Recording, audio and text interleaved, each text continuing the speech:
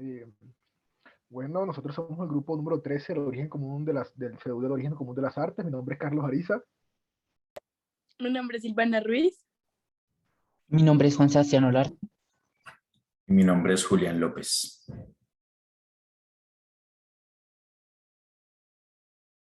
Bueno, el día de hoy vamos a comentar la lectura de la idea de ciudad, antropología de la forma urbana en el mundo antiguo. Esta es una lectura que fue escrita por Herman Bloom. El punto que más nos llamó la atención de la lectura fue el Vastupurusha Mandala. Vastupurusha Mandala es como un esquema de diseño que define varios parámetros para tener en cuenta a la hora de analizar o diseñar una casa, edificio, propiedad. A diferencia, a diferencia de los parámetros basados en estética, material, estilo funcional, como se suele hacer en Occidente, esto como se suele hacer el diseño de los edificios en Occidente, Vastupurusha le da más importancia más bien a algunos parámetros diferentes como la geobiología, la orientación de los puntos cardinales, elementos de proporción entre las edificaciones, la geometría, los diferentes materiales usados en la estructura. Es decir, que la estética pasa a jugar un plano de pronto secundario y la funcionalidad en este tipo de parámetros de diseño de edificaciones. No se trata a veces trata el Vastupurusha Mandala de ser como un centro energético de la edificación de la que está jugando. No se trata de manipular la energía del entorno al favor del edificio, sino más bien alinear la edificación con la energía que lo rodea. O sea, no entra a ser un factor disruptor de la naturaleza o pues del ambiente donde se está haciendo la construcción o donde se planea hacer, pues porque esto es un parámetro de diseño de construcción, sino que entra más bien como a hacer juego, a hacer una conjunción. Entonces hay una armonía principalmente con la naturaleza en este tipo de edificaciones que se basan en Vastupurusha Mandala.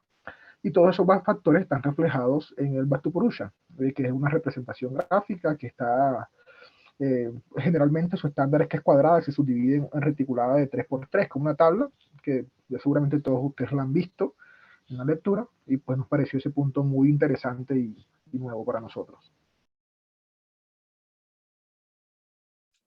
Bueno, yo voy a hablar de los ritos de los mandé. Este punto me pareció muy interesante, ya que estos ritos se originaron en África Occidental y consistía en que un guerrero le cortaba los genitales a un toro y estos los enterraba en el centro de la ciudad, y allí se hacía un altar en el cual se sacrificaban siempre 3 animales, y también hacían una especie de hoyo donde siempre se sacrificaban 4. El toro lo relacionaban con la luna y la ciudad como con el sol. Okay, pues a mí algo que me había parecido interesante de la lectura fue una parte que hablaban de la culpa. Entonces, pues explicaban que pues lo de Caín y Abel, pues Caín había matado pues a su hermano y que este había fundado las ciudades. Entonces, que en ese sentido las ciudades estaban llenas como de una culpa y por eso pues había como una necesidad de hacer como ritos para como expiar esa culpa, para de cierta forma como que las víctimas fueran como recompensadas. Y también pues mencionan que surgía también como el miedo a que, por ejemplo, no sé, los cultivos no crecieran o algo así. Entonces que por eso a veces como que hacían ciertos ritos como de sacrificar, creo que decían como de ejemplo una pareja y eso. Sí, y pues a mí, digamos, en general me llamó la atención que a pesar que pues todas estas civilizaciones, estas tribus,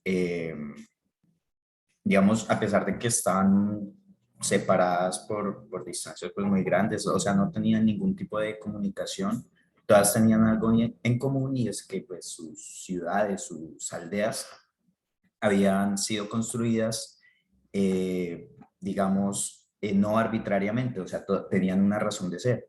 Y eso era pues sus creencias, ¿no? Sus ritos. Y pues para cada tribu esas creencias, esos ritos eran diferentes. Unos se basaban más en la visión de, no sé, los animales, otro de que del cosmos, del sol, la luna, los puntos cardinales o de ellos mismos, pero todos se basaban en algo. Y sí, o sea, para ellos de verdad era importante. Por ejemplo, esos, la tribu Bororo, que decían que cuando los movían, pues ellos quedan totalmente desorientados, entonces era importante para ellos. Y pues bueno, hoy en día tal vez ya no se basen tanto en eso, ahora sí ya es más como de cálculos, de proyecciones al futuro, de optimizar espacio y esas cosas, pero creo que sí, al menos en sus inicios, todas las ciudades fueron construidas basadas en esto, en la cultura o las creencias de los fundadores, digamos, de los primeros habitantes. Entonces, como que en cada ciudad podemos encontrar esta representación de sus culturas. Bueno, eso es todo. Muchas gracias.